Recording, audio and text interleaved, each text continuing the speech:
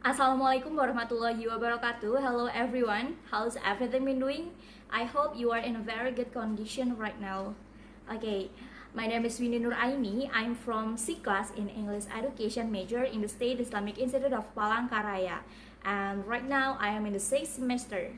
Okay, this video was an assignment for English for specific purposes course or ESP course, and the lecturer of this course is Dr. Abdul Syahid MPD. In this video, I would like to talk about ESP in 5 main points. The first one is about the history of ESP. The second one is about the definition of ESP. The third, the difference between ESP and general English. The fourth is about the characteristic of ESP, and the last one is about the benefit of ESP. Without any further ado, let's start with the first discussion, the history of ESP.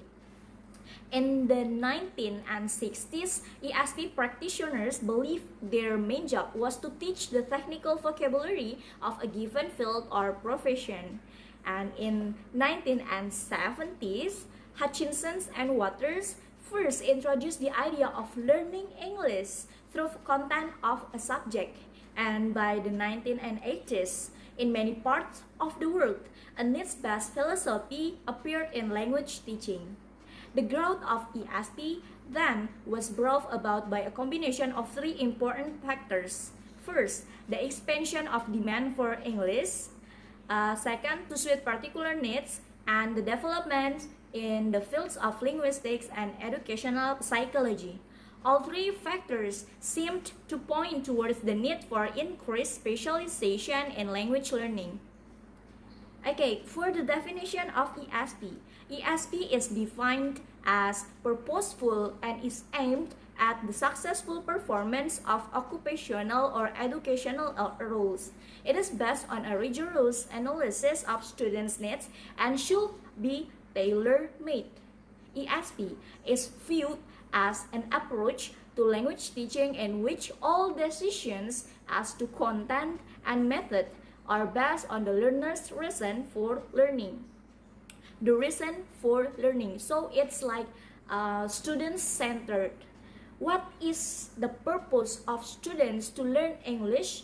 Then the teacher made the content and then the method based on that. If the English is for business, then the vocabulary, the content, the method it is based on the business students' need. In the sense, ESP differs from general English is that it aims at the learner's communicative needs for a specific occupation or activity, which eventually differentiated ESP from general English. Meanwhile, the procedure of developing ESP curriculum for technological purposes was proposed. Since then, the exploration was conducted on the rhetorical and discourse features of ESP, as contrasted to other genres of English learning. Okay, now let's talk about the characteristic of ESP. And I divide it into two. The first one is the absolute characteristic and the second one is variable characteristic. Okay, for the absolute characteristic of ESP involves such features as: first, ESP is designed to meet specific needs to the learners. Second, ESP makes use of underlying methodology and activities of the discipline itself. Third, ESP is centered on the language appropriate to these activities in terms of grammar, lexis, register, study skills, discourse, and genre. And then for the variable characteristics are: first, ESP may be related to or designed for specific disciplines.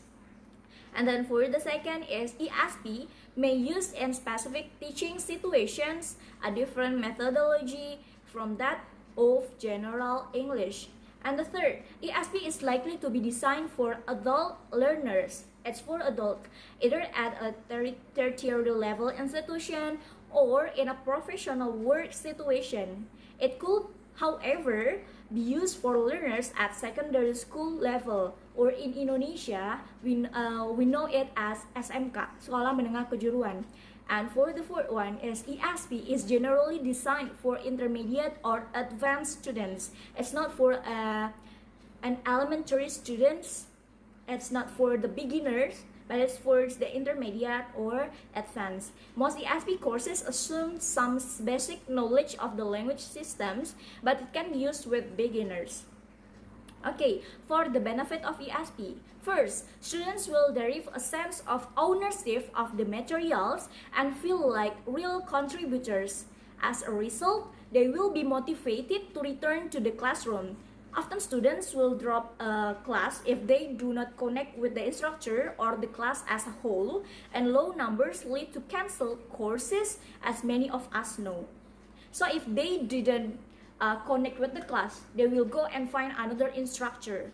That's how an adult learners do when it comes to ESP, because they need to understand the materials. And for the second, students coming from different areas such as science, engineering, for example, can feel integrated into the humanities by exploring the many ways in which they can experiment with written or spoken language, otherwise not used in their field of study. And for the third benefit, group collaboration can serve as an agency for facilitating shared information that is personal and of importance to each individual students. This means their ideal will be collected within a group, commonalities will be found, and connections will be made. Okay, I think that's all about ESP, English for Specific Purposes, that I can share to you through this video. Thank you for watching this video. Thank you for your attention. I hope you can enjoy the materials in this video. Don't forget to always stay healthy and stay happy. See you. Wassalamualaikum warahmatullahi wabarakatuh.